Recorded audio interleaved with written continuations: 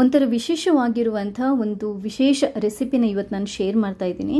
Especially ಹೆಣ್ಮಕ್ಳಿಗೆ ತುಂಬಾ ಒಳ್ಳೆಯದು, ಅದಲ್ಲದೆ ಎಲ್ಲರಿಗೂ ಕೂಡ ಇದು ತುಂಬಾ ಒಳ್ಳೆಯದು. ಹಲೋ, ನಮಸ್ತೆ ಎಲ್ರಿಗೂ, ಹೇಗಿದ್ರಲ್ಲ? ನನ್ನ ಇವತ್ತಿನ ವಿಡಿಯೋದಲ್ಲಿ ಒಂದು ವಿಶೇಷವಾಗಿರುವಂಥ ರೆಸಿಪಿನ ನಾನು ಹೇಳ್ಕೊಡ್ತಾ ಇದ್ದೀನಿ. ಇದು ಆ್ಯಕ್ಚುಲ್ ಆಗಿ ಮಂಗಳೂರು ಕಡೆ ಅಥವಾ ಕರಾವಳಿ ಕಡೆ ಮಾಡುವಂಥ ಒಂದು ಸಾಂಪ್ರದಾಯಿಕವಾಗಿರುವಂಥ ತಿಂಡಿ. ಮೆಂತೆ ಗಂಜಿ ಅಥವಾ ಕಾಯಿ ಹಾಲಿನ ಗಂಜಿ ಅಂತ ಕೂಡ ಇದನ್ನ ಕರೀತಾರೆ. ಇದರ ವಿಶೇಷತೆ ಏನು ಅಂತಂದರೆ, ಈ ಗಂಜಿಯನ್ನು ಎಸ್ಪೆಷಲ್ ಆಗಿ ಹೆಣ್ಮಕ್ಳು ಮೈನರ್ ಇದ್ದಾರಲ್ವ, ಅಂದರೆ ದೊಡ್ಡವರಾಗೋದು ಅಥವಾ ಋತುಮತಿ ಆಗೋದು ಅಂತಾರಲ್ವ, ಅವಾಗ ಕೊಡ್ತಾರೆ. ಯಾಕಂತಂದರೆ ಮೈ ಚೆನ್ನಾಗಿ ಬರುತ್ತೆ ಅಥವಾ ಮೈ ಸೊಂಪಾಗಿ ಬರುತ್ತೆ, ಸ್ಕಿನ್ ಚೆನ್ನಾಗಾಗುತ್ತೆ, ಎಲ್ಲದಕ್ಕಿಂತ ಜಾಸ್ತಿಯಾಗಿ ದೇಹನ ತುಂಬ ತಂಪಾಗಿ ಇಡುತ್ತೆ ಅನ್ನೋ ರೀಸನ್ಗೋಸ್ಕರ ಇದನ್ನ ಕೊಡ್ತಾರೆ. ಆ್ಯಕ್ಚುಲ್ ಆಗಿದು ಒಳ್ಳೆ ಬ್ರೇಕ್ಫಾಸ್ಟ್ ಕೂಡ. ಅಂದರೆ ತುಂಬ ಹೀಟ್ ಆಗಿದ್ದ ಟೈಮಲ್ಲಿ ನಾವು ಈ ಗಂಜಿ ಮಾಡ್ಕೊಂಡು ತಿಂದರೆ ದೇಹನ ತುಂಬ ತಂಪಾಗಿಡುತ್ತೆ, ತುಂಬ ಹೆಲ್ದಿ. ನಿಮಗೆ ಕಾಯಿ ಹಾಲು ಮತ್ತು ಮೆಂತೆ ದೇಹಕ್ಕೆ ಕೂಡ ತುಂಬಾ ಒಳ್ಳೆಯದು. ಒಂದ್ಸರಿ ಈ ರೆಸಿಪಿನ ನೀವು ಟ್ರೈ ಮಾಡಿ, ಖಂಡಿತವಾಗ್ಲೂ ಇಷ್ಟ ಆಗುತ್ತೆ. ಯಾಕಂತಂದರೆ ಇದು ಮಾಡೋದಕ್ಕೆ ಕೂಡ ತುಂಬಾ ಸುಲಭ. ಹಾಗೆಯೇ ಈ ವಿಡಿಯೋ ಇಷ್ಟ ಆದರೆ ಲೈಕ್ ಮಾಡಿ, ಶೇರ್ ಮಾಡಿ. ಇಲ್ಲಿ ತನಕ ನೀವು ಯಾರಾದರೂ ನನ್ನ ಚಾನೆಲ್ಗೆ ಸಬ್ಸ್ಕ್ರೈಬ್ ಆಗಿಲ್ಲದಿದ್ದರೆ ಸಬ್ಸ್ಕ್ರೈಬ್ ಆಗಿ. ಯಾಕಂತಂದರೆ ನಾನು ಹಾಕುವಂಥ ಎಲ್ಲ ರೆಸಿಪೀಸ್ಗಳನ್ನು ನೀವು ಮಿಸ್ ಮಾಡದೆ ನೋಡ್ಕೋಬಹುದು. ಥ್ಯಾಂಕ್ಸ್ ಎಲ್ರಿಗೂ. ಈ ಮೆಂತೆ ಅಥವಾ ಕಾಯಿ ಹಾಲಿನ ಗಂಜಿ ಮಾಡೋದಕ್ಕೆ ನಮಗೆ 1.5 ಟೇಬಲ್ ಸ್ಪೂನಷ್ಟು ಮೆಂತೆನ ನಾವು ರಾತ್ರಿನೇ ನೆನೆ ಹಾಕಬೇಕು. ಇಲ್ಲದಿದ್ದರೆ ಈ ಗಂಜಿ ಮಾಡೋಕ್ಕಿಂತ 4 ಗಂಟೆ ಮುಂಚೆ ನಾವು ಇದನ್ನ ನೀರಲ್ಲಿ ನೆನೆ ಹಾಕಬೇಕು. 1.5 ಟೇಬಲ್ ಸ್ಪೂನಷ್ಟು ಮೆಂತೆನ ನಾನು ತಗೊಂಡಿದ್ದೀನಿ. 1.5 ಲೋಟದಷ್ಟು ನಾನು ಅಕ್ಕಿಯನ್ನು ಹಾಕಿಬಿಟ್ಟು ಮಾಡ್ತಾ ಇರೋದು, ಆದ್ದರಿಂದ 1.5 ಟೇಬಲ್ ಸ್ಪೂನಷ್ಟು ಮೆಂತೆ.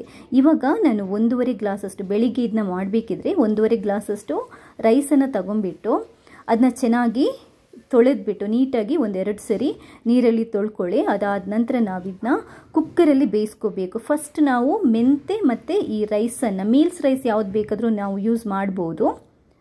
1.5 ಗ್ಲಾಸ್ ಅಕ್ಕಿಗೆ ನಾವೊಂದು 3ರಿಂದ 3.5 ಗ್ಲಾಸಷ್ಟು ನೀರನ್ನು ಹಾಕಿಬಿಟ್ಟು ಒಂದು 3-4 ವಿಷಲ್ ಮಾಡಬೇಕು. ಯಾಕಂತಂದರೆ ಇದೊಂದು ಸ್ವಲ್ಪ ಸಾಫ್ಟಾಗಿ ಬೆಂದ್ರೇ ಚೆನ್ನಾಗಿ ಬರುತ್ತೆ.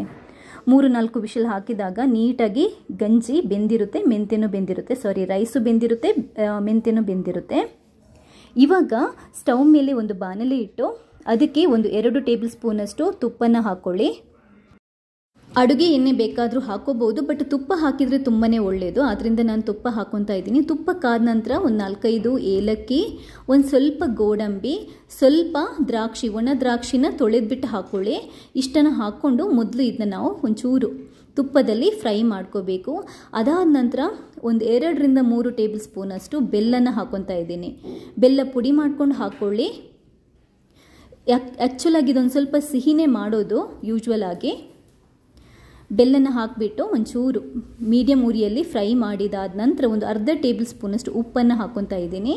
ಇದನ್ನು ಕೂಡ ಒಂದು ಸ್ವಲ್ಪ ನೀಟಾಗಿ ಮಿಕ್ಸ್ ಮಾಡ್ಕೋಬೇಕು. ಇಷ್ಟೇ.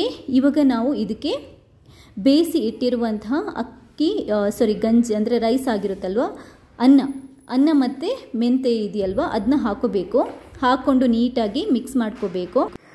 ರೈಸನ್ನು ಮಿಕ್ಸ್ ಮಾಡಿದಾದ ನಂತರ ಇವಾಗ 1 ಕಪ್ಪಷ್ಟು ಕಾಯಿ ಹಾಲನ್ನು ಹಾಕ್ಕೊತಾ ಇದ್ದೀನಿ.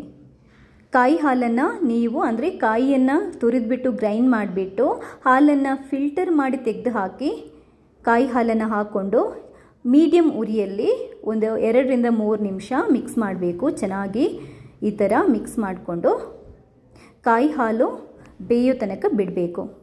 ಇಷ್ಟೇ ನೋಡಿ. 3-4 ನಿಮಿಷ ನಾವು ಮೀಡಿಯಮ್ ಉರಿಯಲ್ಲಿ ಅಥವಾ ಸಿಮ್ಮಲ್ಲಿ ಕೂಡ ಇಟ್ಟು ಇದನ್ನ ಮಿಕ್ಸ್ ಮಾಡ್ಕೊಂಡಿದ್ರೆ ಸಾಕು. ಸೂಪರ್ ಆಗಿರುವಂಥ ಮೆಂತೆ ಮತ್ತು ಕಾಯಿ ಹಾಲಿನ ತಂಪಾಗಿರುವಂಥ ಗಂಜಿ ರೆಡಿ ಆಗುತ್ತೆ.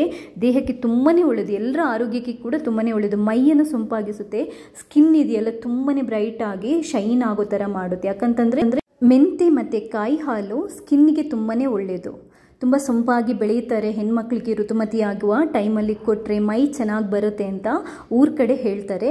ಹೆಣ್ಮಕ್ಳಿಗೆ ಅಂತಲ್ಲ, ನಾವು ನಾರ್ಮಲ್ ಆಗಿ ನಮಗೆ ಬಾಡಿ ತುಂಬ ಹೀಟ್ ಆದಾಗ ಕೂಡ ಈ ಗಂಜಿನ ಮಾಡಿ ತಿಂದರೆ ಅಥವಾ ತಿಂಡಿಯಾಗಿ ಬ್ರೇಕ್ಫಾಸ್ಟ್ ಆಗಿ ತಿಂದರೆ ಸಖತ್ ಬಾಡಿನ ತಂಪಾಗಿಡುತ್ತೆ, ತುಂಬಾ ಒಳ್ಳೆಯದು. ತುಂಬ ರುಚಿಯಾಗಿ ಕೂಡ ಇರುತ್ತೆ, ತುಂಬ ಈಸಿಯಾಗಿ ಕೂಡ ಮಾಡ್ಬೋದು. ಒಮ್ಮೆ ಟ್ರೈ ಮಾಡಿ ನನಗೆ ನಿಮ್ಮ ಫೀಡ್ಬ್ಯಾಕ್ನ ತಿಳಿಸಿ. ಥ್ಯಾಂಕ್ಸ್ ಎಲ್ರಿಗೂ.